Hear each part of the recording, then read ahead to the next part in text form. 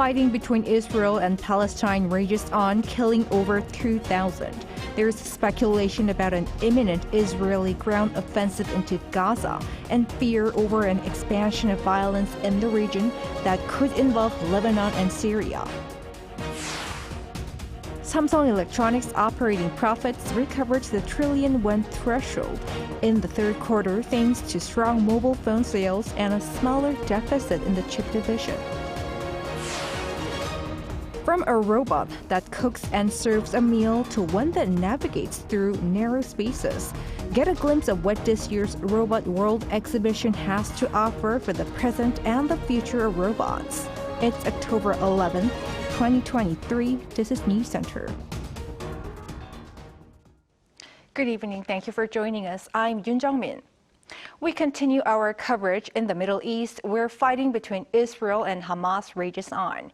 More reports suggest that a buildup of Israeli forces signals an imminent ground operation in the Gaza Strip.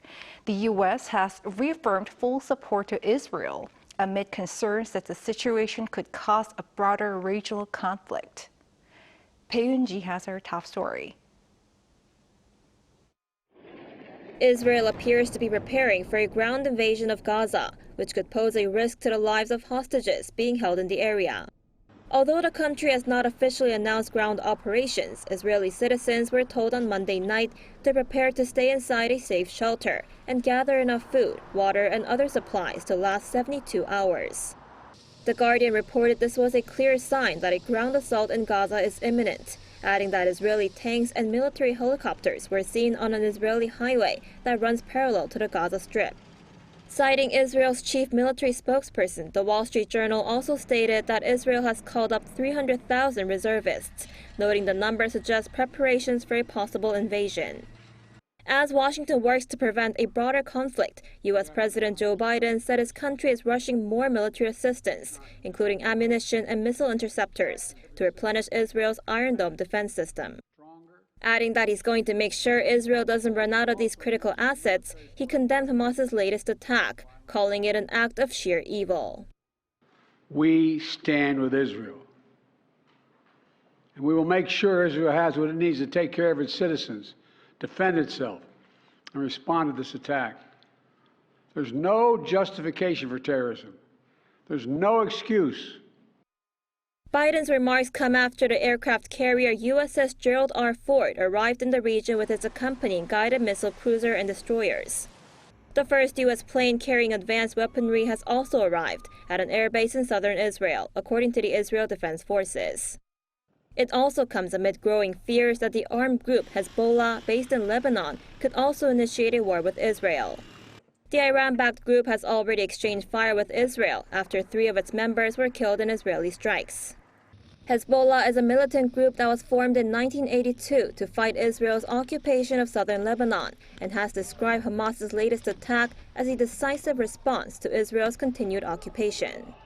Its involvement could lead to a serious conflict, as the group claims to have precision rockets that can hit all parts of Israel. Bae Yoon-ji, Arirang News. Over the weekend, there was a horror of attack by Hamas at a music festival in southern Israel that resulted in hundreds of civilian casualties and kidnappings. Our Choi So-young spoke to one of the survivors of this horrific incident. In one brief moment, a music festival meant for joy turned into a nightmare in southern Israel near the Gaza border on Saturday morning. Hila, a 26-year-old part-time bartender at the festival, told Arirang News that a rocket went off overhead. She thought it was fireworks. I was telling to one of the customers, "Hey, look, there is a fireworks." And he looked at the sky and told me, "I don't think it's fireworks." And we see a lot of red alarm, we call it in Israel, when like it's a missiles and rockets alarms. And then the production shut out the music and scream, "There's a lot of missiles and rockets, run or hide." At first, she hid inside the bar, frozen still in fear. One of her friends grabbed her hand to get off there. And I turn around and see all the terrorists. People start to falling one by one, just like it doesn't related to if you're a soldier or an innocent civilian. How old are you? What is your gender? What is your religion? If you're Israeli or not? Just shooting all the people. Some of her friends were killed in the massacre terror at the festival, and the fate of some is uncertain. They're raping my friends. I have 3 friends that are already dead. 2 of them, we don't know what's happened to them, and 2 of them inside of Gaza. That one of the things that I do remember, it's really in my mind, that while we are running and screaming and crying, I hear them singing and laughing. A freelance journalist based in Tel Aviv, Israel, delivers the current situation from the field in Gaza. The authorities in Israel ended up finding 260 dead bodies just from this festival alone. I know in one of the communities where a good friend of mine lives, at least 15 people, even within her community, were murdered, dragged out of their homes and shot pretty much execution style, in her words. She added almost 360,000 reserve troops, including volunteers, have been called up throughout the country. And Israel doesn't want to kill anyone. We don't want to kill Palestinians. That's not what the ethos of this country is about. But Israel must defend itself, and we don't have any choice. They said that Palestine and Hamas are completely different, and that the terrorist organization must stop. Cha Soo-hyung, Arirang News. President Yoon today convened an emergency meeting to review the security and economic impact of the Israel-Hamas conflict.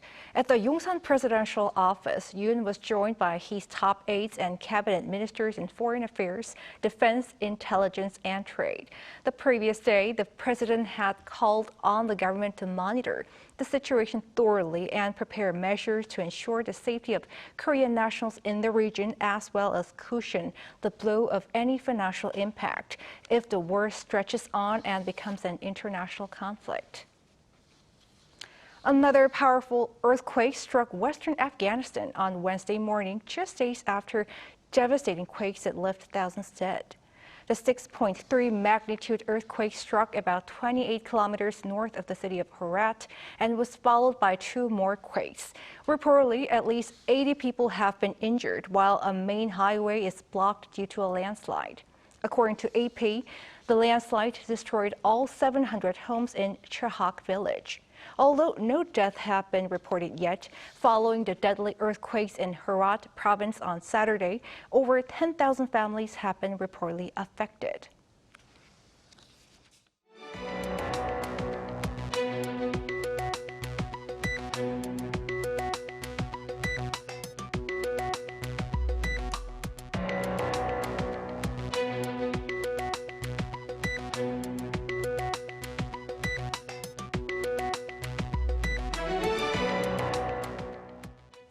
Samsung Electronics' estimated operating profit for the third quarter has topped 2 trillion Korean won.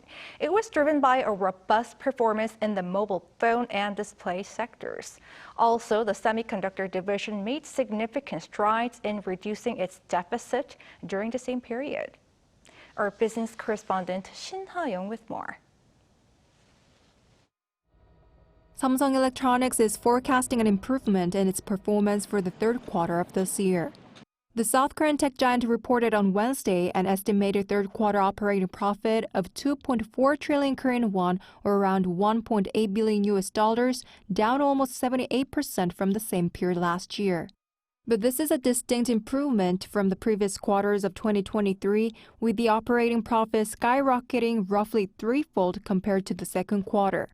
In fact, it's an earnings surprise far exceeding market expectations of around 1.9 trillion won. Estimated sales for the third quarter plunged more than 12% year-on-year, but rose over 11% from the previous quarter to 67 trillion won, or around $50 billion. Operating profits for both the first and second quarters plunged by more than 95% year-on-year. This came as the company's semiconductor sector saw consecutive deficits of around 4 trillion won during the period. The company did not disclose the details of its key business sectors, but analysts expect the losses at its semiconductor unit were offset by strong performances by its mobile phone and display divisions, thanks to the release of its Galaxy Z Flip 5 and Fold 5 smartphones. Experts expect that the deficit at the semiconductor unit decreased in the third quarter due to production cuts. It takes about 6 months to see the effects of Samsung Electronics chip production cuts initiated in April. Due to the cuts, prices for memory chips, the DRAM and NAND flash, are no longer decreasing. As a result, Samsung's losses in its semiconductor unit for the third quarter are likely to be reduced.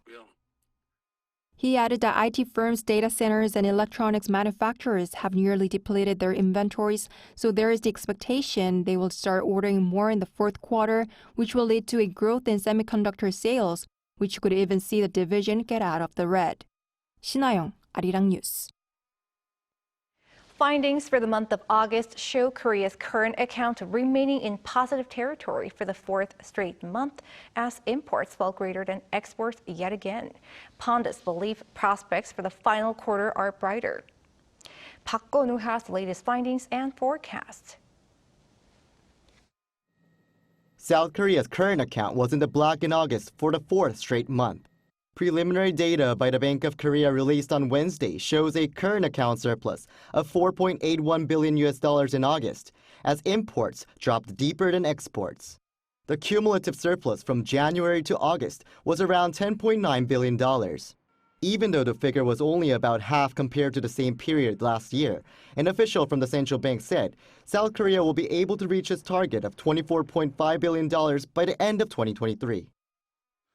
If we see an average of $4 billion of surplus each month from September to December, we will be able to reach the target for this year. We tentatively expect the surplus to be higher in September compared to August. He supported this outlook by citing expected decreases in overseas travel and better trade conditions in September, and added the situation will get better in the last quarter. By category, the goods balance saw a surplus for the fifth consecutive month, exceeding $5 billion, the highest since March last year. Exports in August were down 8.3% on year, continuing a trend that began 12 months ago.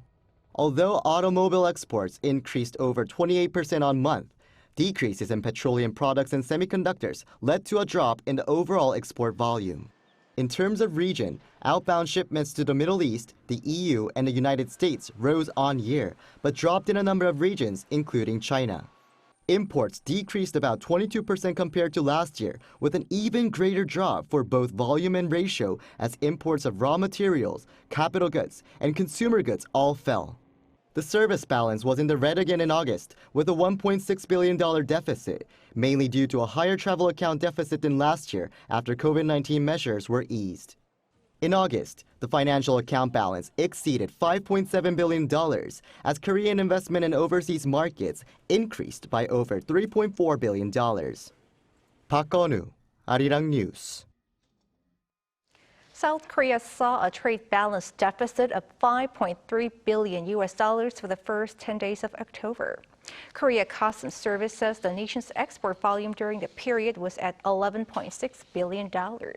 This is a drop of 1.7% year-on-year, mainly due to continuous drops in the exports of semiconductors. But when considering that there was 1 half-day less this year compared to last year, the outbound shipment volume increased a little over 9%. For imports, the total volume jumped 8.4% to almost $17 billion. Meanwhile, the nation's leading think tanks says the Korean economy is showing slow but tangible resilience in the face of broader market challenges. Yoon explains. As the U.S. continues its monetary tightening policies and the pressures of global inflation remain driven by rising oil prices, the strain on the South Korean economy persists. But the contraction in the country's exports is lessening, with the manufacturing industry seeing an accelerating trend in production and expectations of a moderation in the overall economic sluggishness. In August, production grew by 1.5%, which reversed the previous month's decline of a negative 1.5%. Growth was seen in industrial production as demand heightened for high-performance semiconductors, especially those used in AI servers, as well as in services production, including financial and insurance services. Financial transactions were also up as more people traveled overseas. And a rise in foreign tourists coming to Korea also marked a narrower decline in accommodation and food services. Consumer goods consumption remains slow, mainly due to an ongoing reduction in real income on the back of high prices and interest rates. In August, retail sales showed a further decline from a negative 1.7% the previous year to a negative 4.8%. This includes poor growth in terms of imported passenger cars as well as food and beverages. Meanwhile, the local housing market is seeing a recovery in demand, especially in the capital metropolitan area. But a significant reduction in housing permits and new construction projects remains, leaving concerns over the supply of housing in the future. The OECD recently revised the global economic outlook for 2023 to 3%, but expects 2.7% by 2024, below the average for the period between 2011 and 2019, which was at 3.5%. 이은진, Arirang News. China will host its third Belt and Road Forum next week in Beijing. The country's foreign ministry said Wednesday that the conference will take place on October 17th and 18th. The conference marks the 10th anniversary of the launch of China's Belt and Road Initiative, which seeks to connect China, Central Asia, Africa, and Europe via land and maritime networks to stimulate economic growth. Russian President Vladimir Putin is expected to attend and meet with Xi for talks. Putin attended the two previous forums in 2017 and 2019. Representatives from 130 countries, including from Latin America and Africa, are also anticipated to attend the conference. The nation's South Korea's largest robot exhibition, being held in the city of Goyang, offers a chance to get a glimpse of the latest advancements in robotics. As our Woon Hae-ryun reports, it presents possible solutions to labor shortages and also a future where robots coexist with humans. Robots that can fry food, robots that can walk on all fours, robots that can piece things together. These are just some of the robots on display at the country's largest robot convention this year. Starting on Tuesday and running until Saturday, the Ministry of Trade, Industry and Energy is hosting the biggest robot world yet. Here at Robot World 2023, over 240 companies and organizations are showcasing a future where robots and humans can walk side by side. This is a robot that serves, but unlike most serving robots that follow a given path, this one can navigate through narrow spaces. It can also avoid small objects on the floor, but its biggest development is the way it responds to human gestures. Raising a hand will register in its system through a camera sensor, prompting it to wheel over. This South Korean company also developed the first cleaning robot in the world that, instead of wheels, has a mop that swivels to move. This year, it's been upgraded so that it can pass over raised door sills into different rooms. But robots are now advancing beyond assisting humans in their daily lives. Now we're a step closer to coexisting with robots and having them work with each other. The Korea Institute of Science and Technology has developed a sequence of coordinated robots to create the ultimate cafe experience. Robots take your order, make the coffee, serve it to your table, and also serenade you with music. This demonstration shows how different robots will be able to coexist with us in the future. And it's not just in our everyday routine where robots come in handy. In industrial production, they're key workers. Labor shortages in the shipbuilding industry are a serious issue all around the world. Not only are there not enough people, but as jobs such as welding require special training, it's difficult to find people who have enough experience to produce the quality of work needed. With these robots, however, anyone can weld. This robot just needs a starting point of welding, and then it will do the job for you. With the expansion of robots in a wide variety of fields from service to manufacturing, it's fast becoming a key future industry for the country.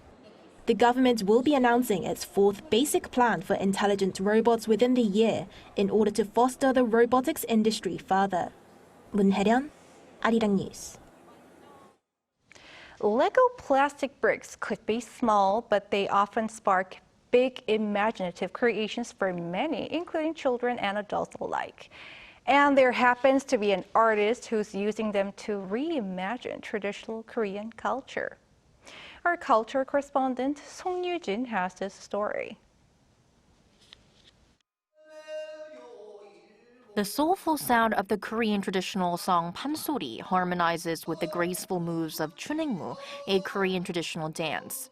What makes this performance even more captivating is a Lego ensemble seemingly dancing and playing music in the background. It's all part of Lego artist So Jin-ho or Colin Jin's first solo exhibition, Colin Jin's Historical Lego, where plastic blocks breathe life into tradition. Korean culture is enjoying global popularity, but in reality, everything popular today is quite modern. It made me wonder if we might be losing touch with our history. I began delving into our cultural heritage from the past and got the idea of using Lego blocks to connect the past with the present. The exhibition showcases 100 Lego artworks depicting Korean cultural heritage.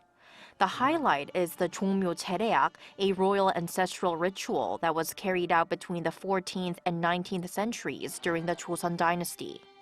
A UNESCO cultural heritage, this Confucian ceremony features song, dance, and music with dozens of performers. The playful combination of the traditional orchestra, so even the traditional Korean instruments are in there, several of them. So I think it's quite exciting. You can also enjoy Lego versions of the Korean folk dance Seungmu, a dragon-faced roof tile from the ancient Silla kingdom, and the Korean mask Tal. It took So 18 months and over 10,000 blocks to finish his creations, and he didn't rely on any customized Lego blocks or manuals. The exhibition's goal: to entertain and educate visitors. Making Korean culture and the arts easily enjoyable for everyone is a wonderful endeavor. We're delighted to be a part of the opening ceremony and look forward to promoting our cultural heritage to a wider audience. A reinterpretation of traditional Korean beauty through the lens of one of the modern era's most iconic toys, Colin Jin's Historical Lego is on show at the Moriham exhibition in Central Seoul for 2 weeks. 송유진, Arirang News.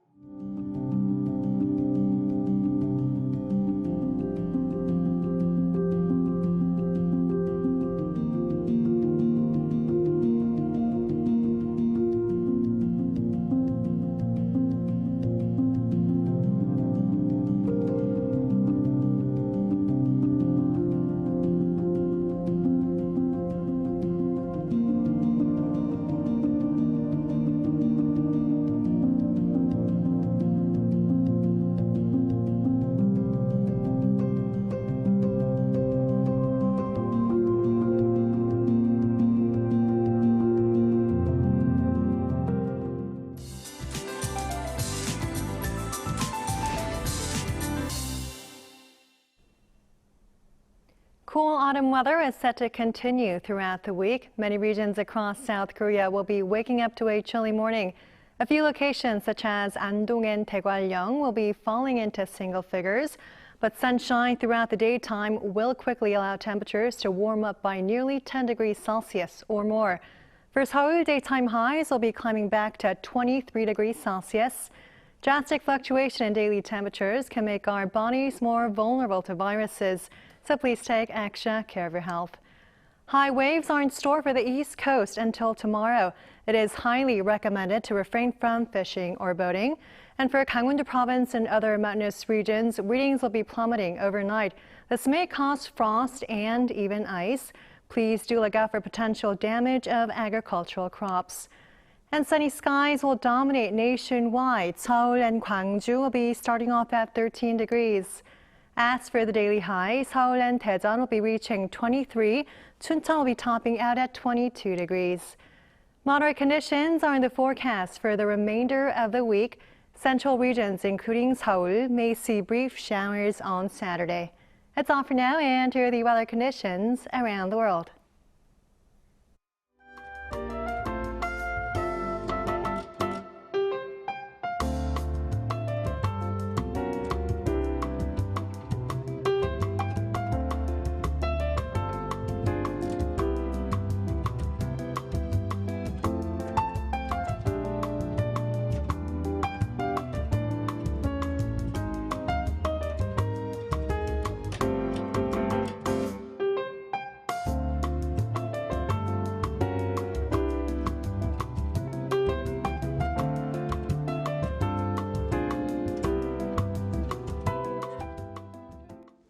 That is News Center for tonight. Thank you for watching. A panel session coming up.